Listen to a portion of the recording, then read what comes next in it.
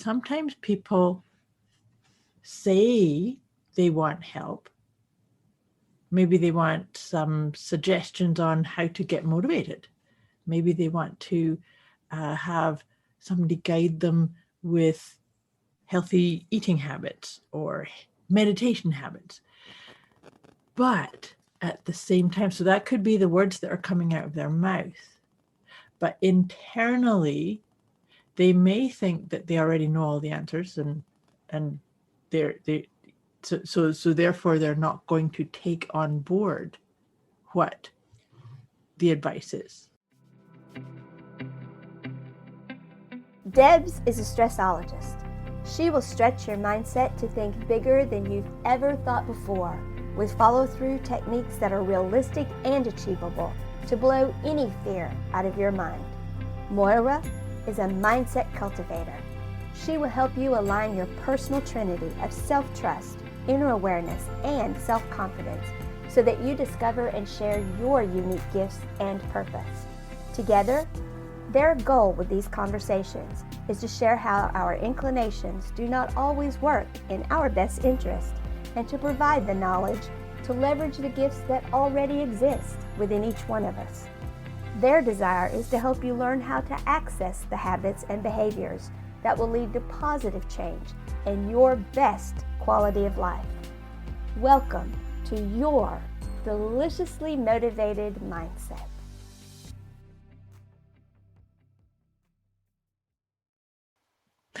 Good morning, good afternoon, good evening. God, does that sound like a radio thing or not? Yep. I don't know. Presenting Welcome by Debz. Yes, presenting deliciously motivated mind. God, you do put on your radio voice, don't you? Deliciously motivated mindset with Debz would be me and Moira. And moi. And Moira. Welcome, everybody. Welcome. Yay, thanks for joining us. Today we are going to talk about a really interesting topic. Look, I think we say that all the time. We say we say it's a goodie. It's a goodie. This damn is a goodie today, because this is coming up more and more as we become aware of who we are and where we want to play in this world. So it's a great one. But what we're going to do is we're going to set our intention for today. And the purpose of our deliciously, I can't even say it, deliciously motivated mindset with Debz and Moira is to shift your perception on certain things, make you think about certain things that we may necessarily take for granted or just with ease, and to give you a different spin on life strategies. Mm-hmm. Will probably be one. Well said. And yay, deliciously. Of course, it's well said.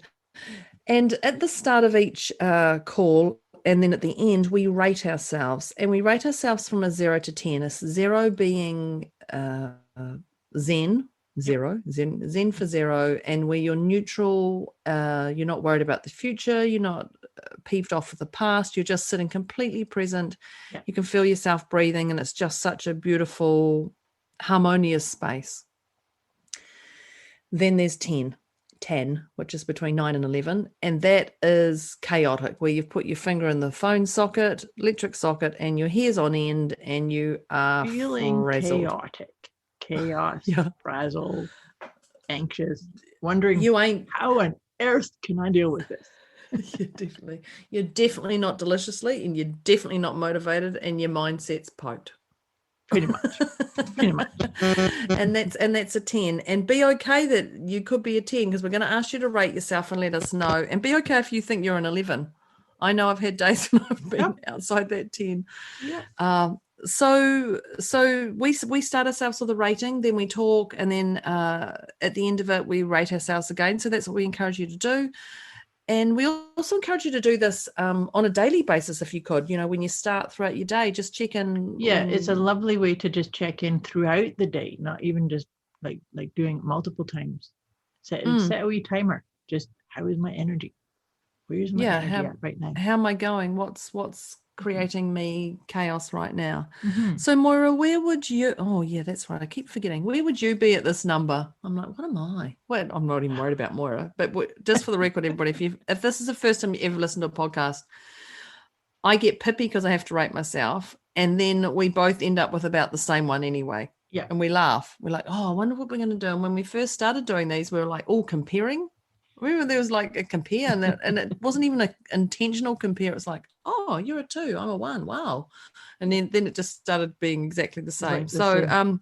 Yeah. So Moira, where are you? Oh, we're I'm- going to do it on a topic as well too. Let's do it on Yeah, where we you like are to now. do that. So for me, personally, I'm going to put myself at a 1. That's where I am. But for the topic, I'm going to put myself at 3. I'm going to put myself at, thank you. Must acknowledge Moira. Thank you, Moira. I'm going to say I'm a 1 as well. And I'm going to say I'm a 2.5 at this one. And the reason I'm going to say I'm a 2.5 because I'm curious to know what golden nuggets is going to fly out of Moira's mouth on this one. Because even though we are 2 very different people, Moira and I, we're so unaligned with where we are, and we go down that rabbit hole without even knowing we've gone down it. So I'm going to say a 2.5 on the topic because I'd love to hear some of Moira's tips on resolving this as well. So now that Deborah's rattling on, and you know the topic already, people. So the topic is how to support someone who doesn't listen. Yes. So kick it off, Moira. Snap the fingers there. And over to you. Yeah. This is a good one, people. So no, here's the thing though. I think that if somebody is in suffering mode or they need help, they have to be available to receiving the inspiration, the support, but sometimes people say they want help. Maybe they want some suggestions on how to get motivated. Maybe they want to have somebody guide them with healthy eating habits or meditation habits.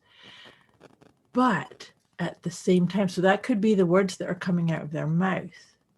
But internally, they may think that they already know all the answers, and so therefore they're not going to take on board what the advice is. Does that make sense? Yeah, totally.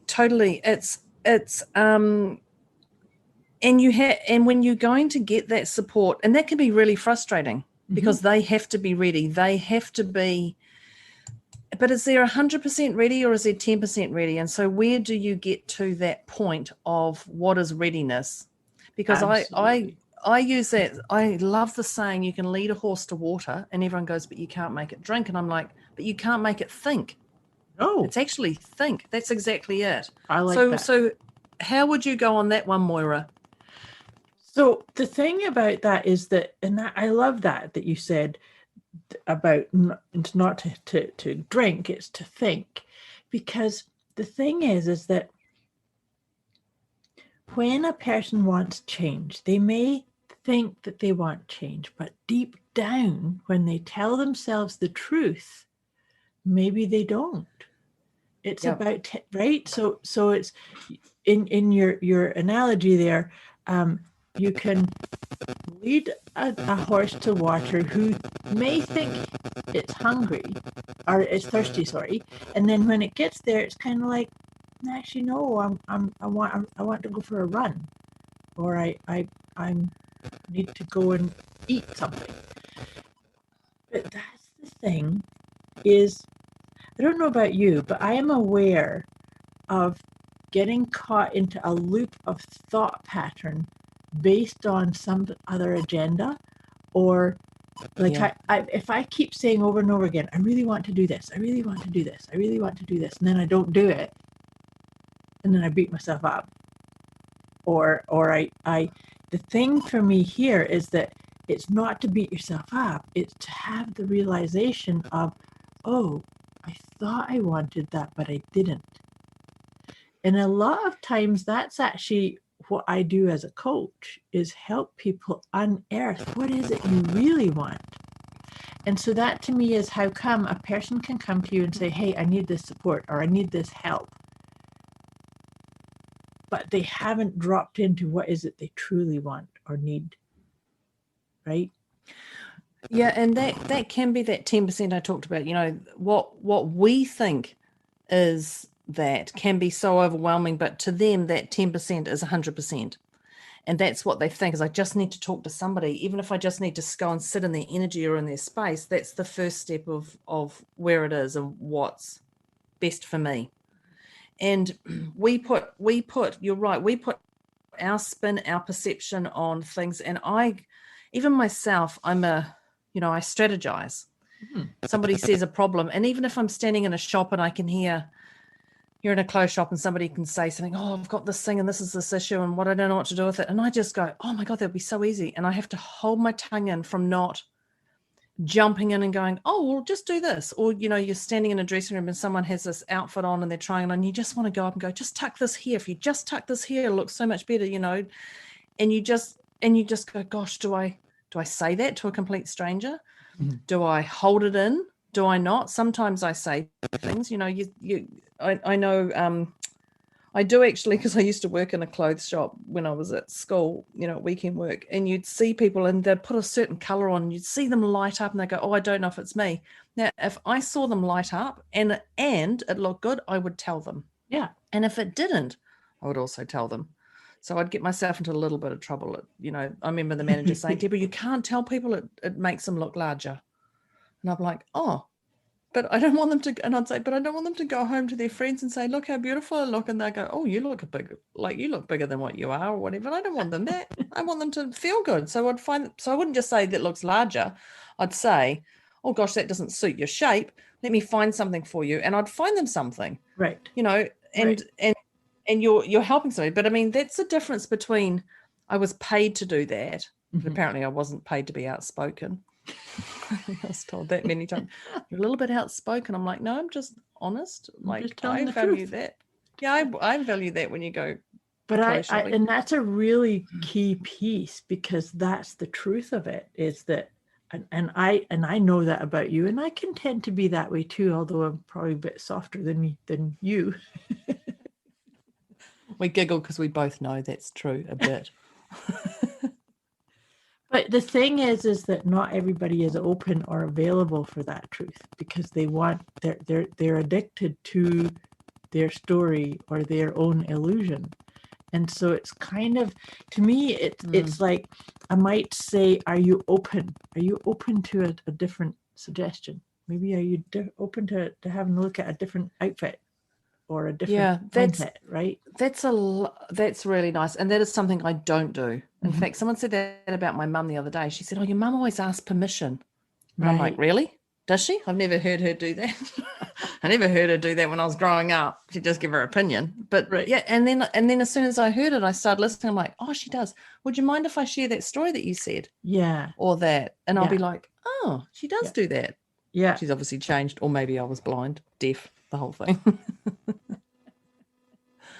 And we all need to own who we are.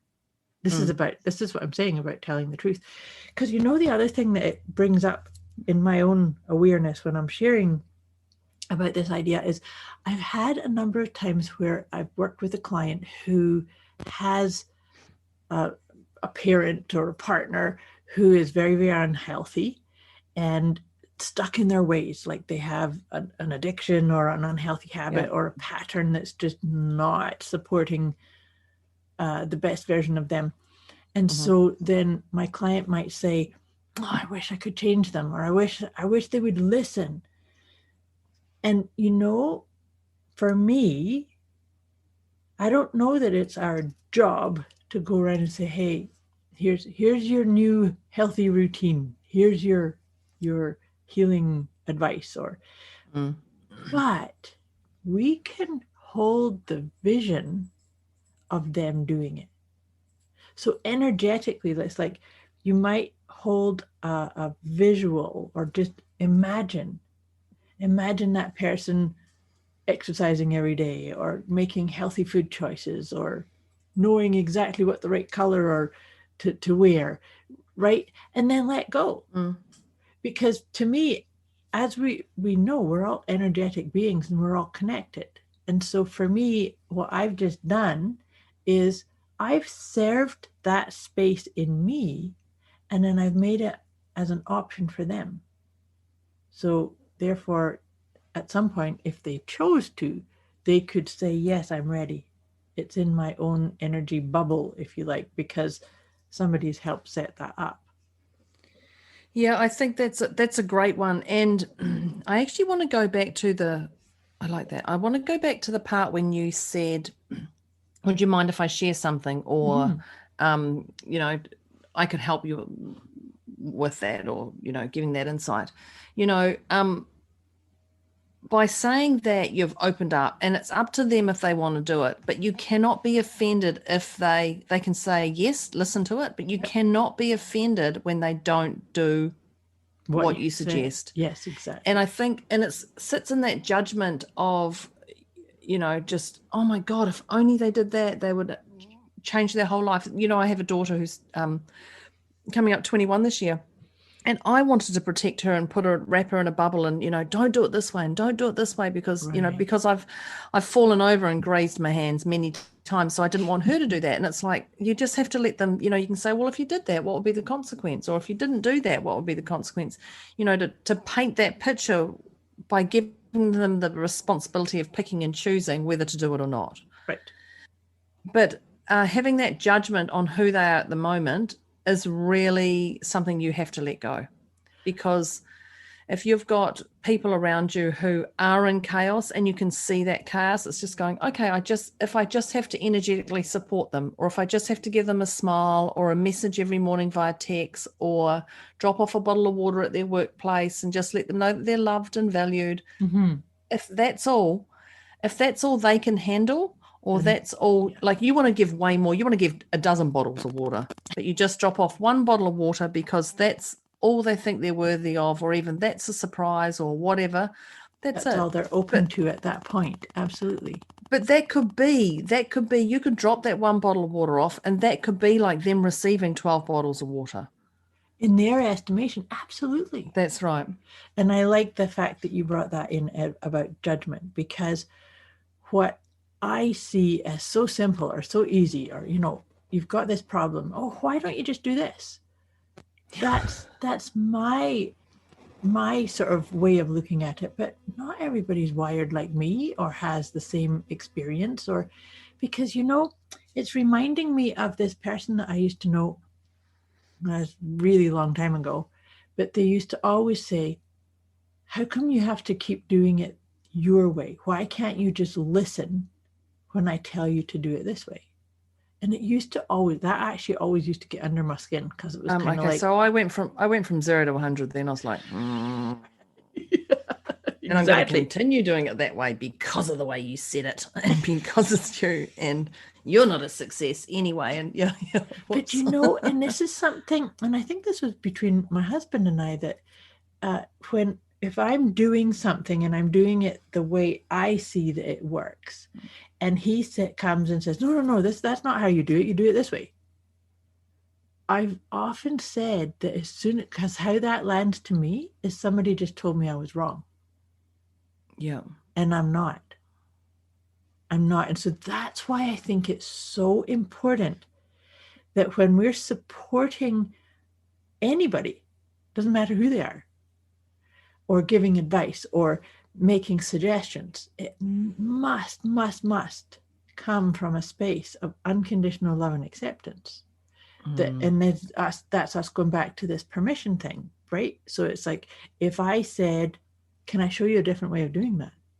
And the person said, no, I'm good with the way I am, or I'm good with the way it works for me, then I need to walk away and let go, and no judgment. Right? And no resentment. Well said. Yes, because that's just this big clouded energy, right? Oh, you never listen to me. I've got better advice than you. And then you rope in everybody else around you to tell that story. Yeah. Yeah. Yeah.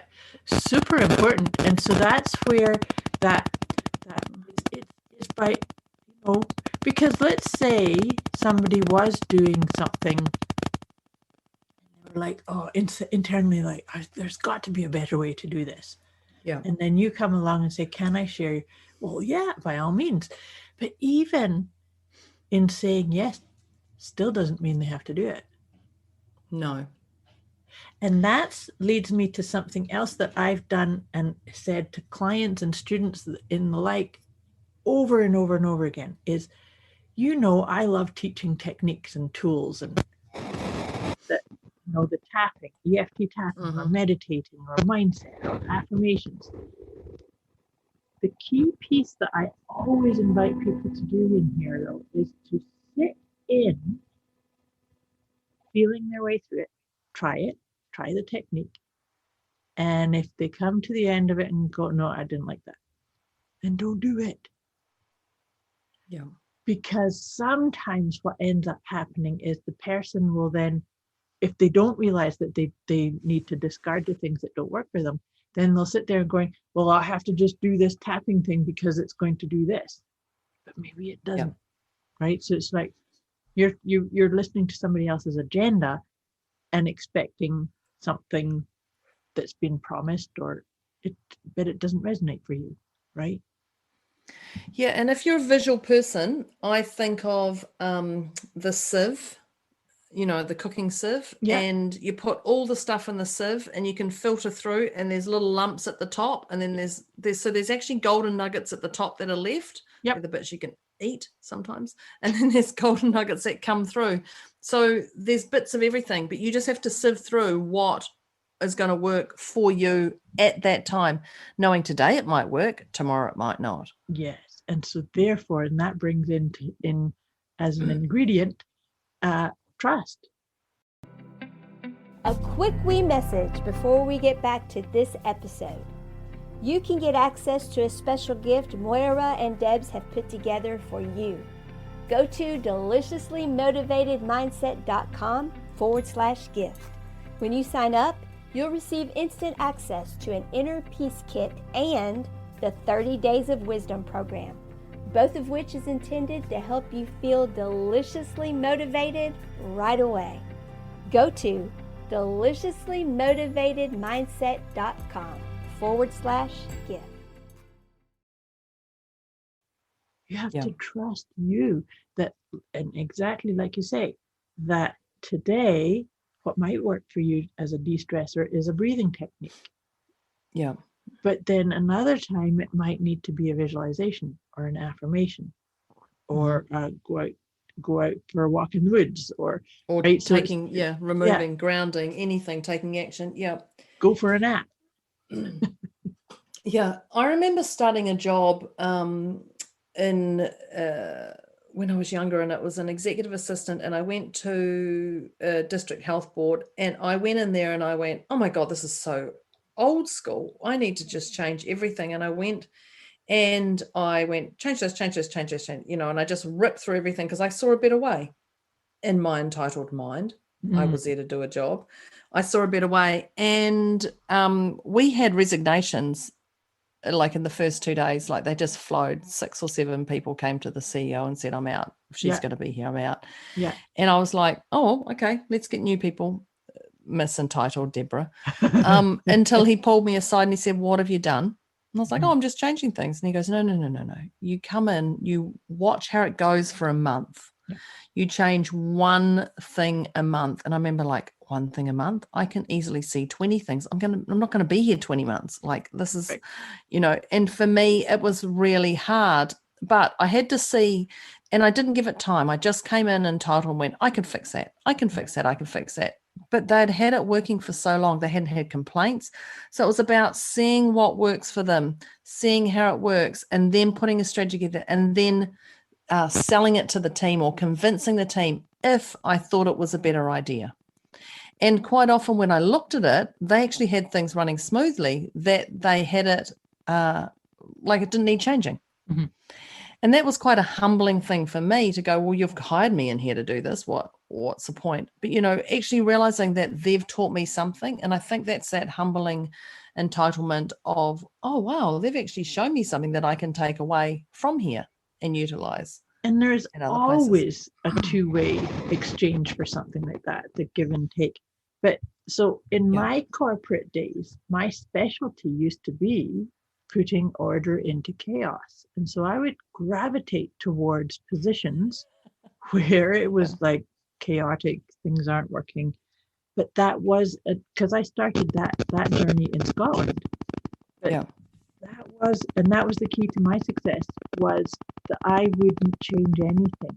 I would go into the office and say, okay, take me through this process. Show me how you do it. What happened here and how does they didn't even get to do that. But then you see, and that was it was actually my training taught me that I was much more powerful at instigating change and suggesting new things as somebody from the inside, right? Because I did the filing, or I did the answering the switchboard, or the. Well, you came from a real people person. You came from a people heartfelt space. I just came from an entitled upstart. Well, I'm just changing stuff. You're old school. Let's get with the program. Let's move into this generation. You old people.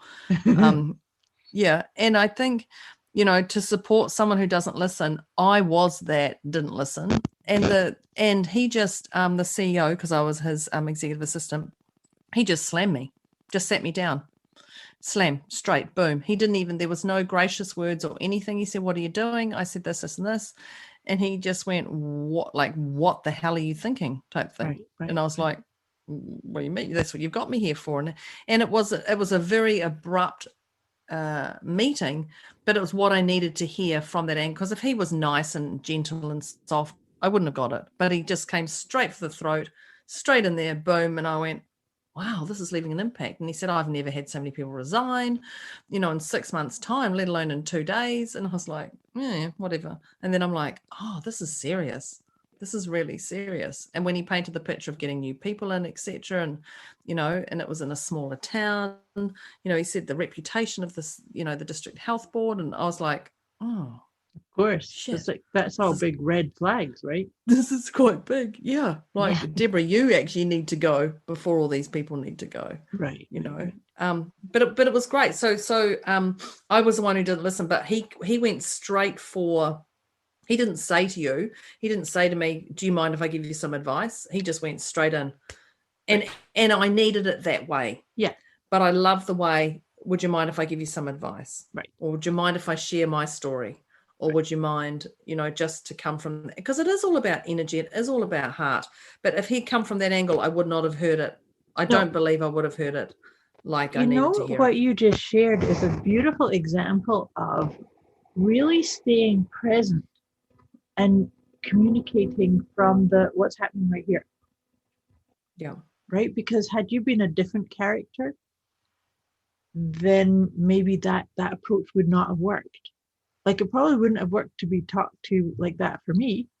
I would need somebody to do the softer, are you open to a little dialogue here? I know back in that day, I was a bull in a china shop. I mean, I'm still got some of that in me. Some of it, quite a bit.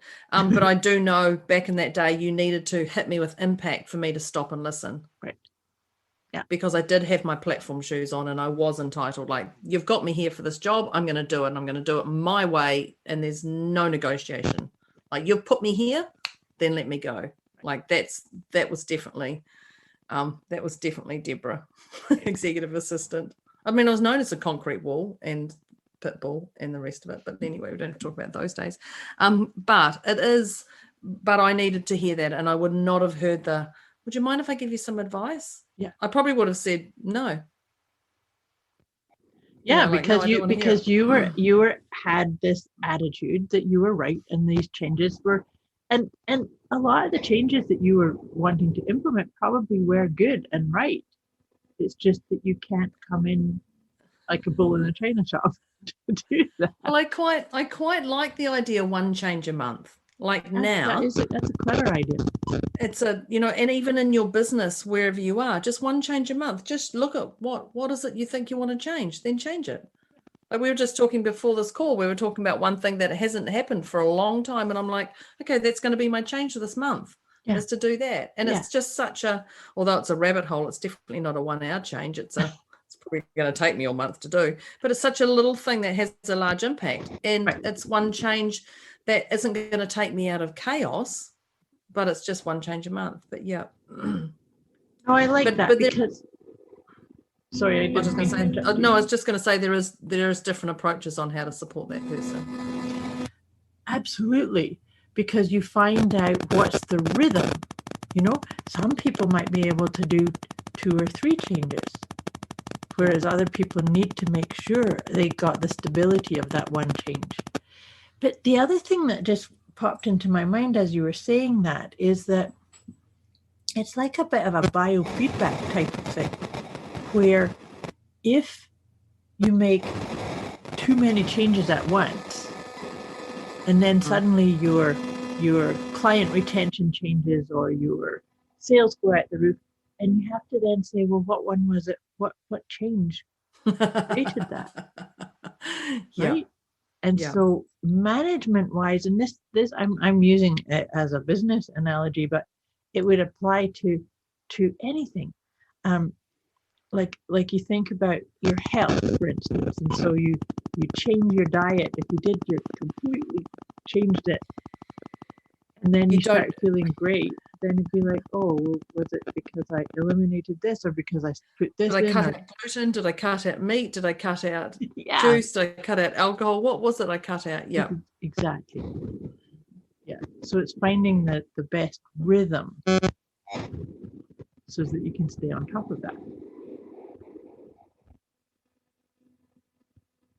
Right?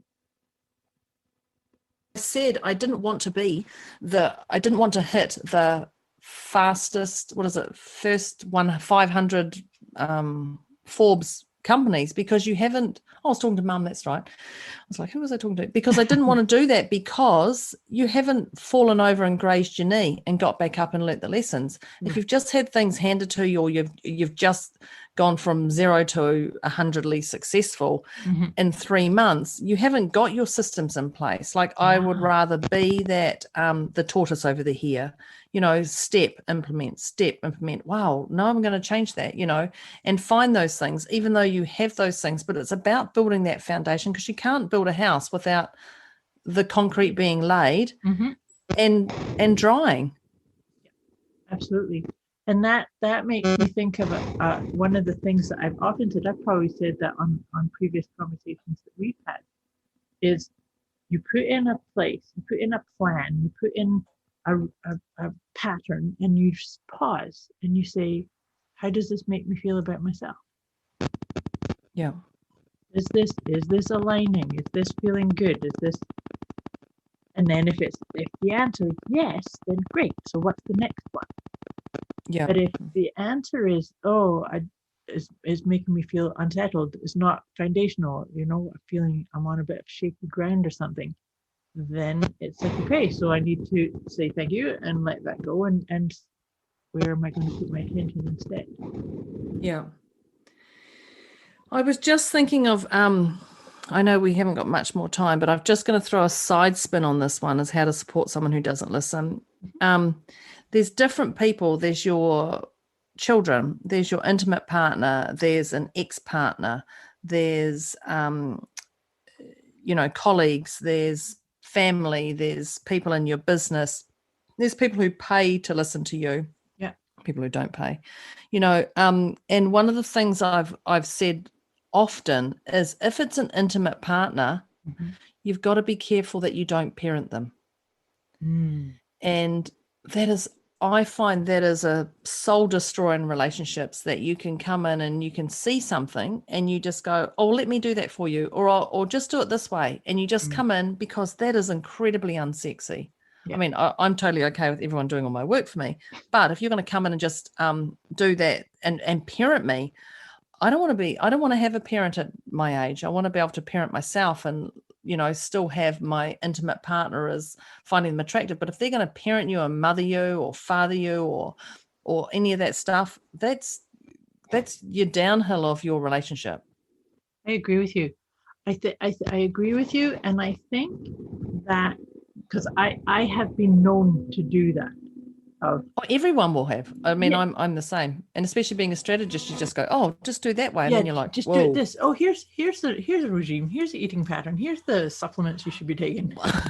Yeah, and then you just go, whoa, hang on. Well, you see, my big turnaround in my own relationship was a conversation I had with a coach. She was my coach, and this is a male coach that I had. He was my coach. So we're going and we're talking. And I'm, my husband's this and he's not that, and he's doing this and he's not doing that, and so in the whole conversation, my coach said to me, "For goodness sake, Moira, you are not his nutritionist. You're not his coach. You're not his mother, whatever." There's a whole list of the roles that I was. There is a wickedly long list. He said, "You're just his wife." And I'm like, and actually, I turned everything around right then. But that then helped me step into a new way of being, is that I inspire people around me, whether it's my close relationships or further out relationships. I inspire them by being what I suggest, or it's like I walk my talk. Yeah. And so if people then see that and say, "Oh, how do you do that?" Or "Inspire me for this," or "I love what you do here." And then, because there is basic permission, now you can say, "Okay, I'm happy to share this." Right? And walking your talk. So if you walk your talk and you're in alignment with who you are in your soul, and you are living that on purpose and not a brown cardie. I'm sure people have heard my brown cardie. Brown cardie. And you're not a bleh kind of person, but you are more energetic and people want to be with you. Mm-hmm. Not falsely be with you, but be authentically with you. That's when you vibrate. So that's when those people around how to support someone who doesn't listen, they're going to listen, because they're going to go, "I want a piece of her cake. What is she doing? She's lost weight. Wow, I want to know that stuff. Oh, is that what you're doing?" Or, "Gosh, her money situation's changed. How did she do that? She was in debt 2 years ago. Yeah. Look at her. She's in a now intimate, loving relationship that she wasn't in before. Yeah. How did that happen? What's she doing?" And it is walking your talk. So it's you living your purpose on who you are. Yep. And your soul is aligned to what you're asking for, and that's when people vibrate and radiate towards you. Yep, absolutely. Because there's a congruence. That's what it is. It's being in congruence with and people feel that. Because sometimes, I don't know about you, but I can think of people who tell me what they're doing, but their energy is not it. Like they're not. Oh yeah, well we know the old words and words, energy, and action. Yeah, we know that one. We totally know that one. Yes. And we appreciate that one. Absolutely. Yeah, wow. This has been a great conversation. It feels, and it's so funny, how many times do we do this? We come to an end or start to wrap up and we go, "I think there's a part 2 here." There's a part 2. If you'd like part 2, we'll happily record a part 2. Absolutely. But I hope this has inspired our listeners to look at empowering yourself to be the change that you'd like to see, to support people by being it, as opposed to getting your nose out of joint or judgy or even resentful because somebody's not listening to you. Without destroying their dignity. Yes, absolutely. Because that's important too, because it's about recognizing that everybody we're all on our own path, right? So what might take me a certain amount of time to change could take somebody less time or more time. It's not up to me to prescribe that or say it has to be this way, because that's not service oriented or heart based. Yeah. All about. So please tell us to do a part 2. If you tell us to do a part 2, we'll do one. Otherwise, we won't. Okay. There you go. So, dear Deb, on us, let's do our check-in again. And listeners, damn. where are you on that scale of 0 to 10? Where would you say you are, Deb? You were at a 1, but then a 2.5 on the topic, I believe. I love the topic. Me I too. absolutely love the topic. And I'm going to say a 0 because even though we've been talking about this and it's brought up some stuff to be worked on, I feel completely neutral to it. I don't feel like I've destroyed someone's personality. I've learnt, I've evolved. No, I'm going to say I'm a 0 at this because my mind was not thinking about where I was rating, but I was thinking about the things that had happened in my world. I'm going to say a 0. To be honest with you, it's me too. I'm at a 0 too. I said a 3 to start with because there is some times where you know when you know somebody's not listening to you, that can be an issue. But you know, just talking this through, it's kind of like it's actually about just telling the truth to yourself and about yourself. I think that's the key in all of this, right? Yeah. Yeah. And I've got a couple of strategies to move forward on. So, thank you. Wow. Very good. Thank you. Thank you, dear listeners.